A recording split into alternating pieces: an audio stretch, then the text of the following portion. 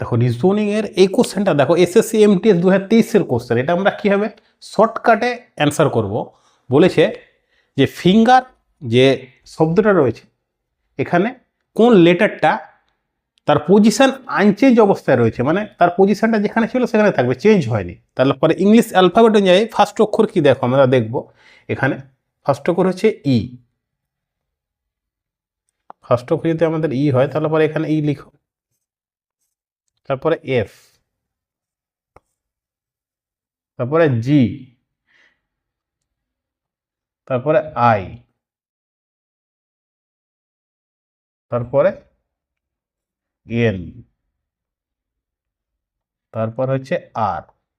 দেখো আর যে পজিশনে ছিল সেখানে রয়েছে, বাকিগুলো সব চেঞ্জ হয়েছে, শুধু অনলি ফর আরটা আনচেঞ্জ অবস্থায় রয়েছে। তাহলে কতগুলো আমাদের লেটার আনচেঞ্জ অবস্থায় রয়েছে?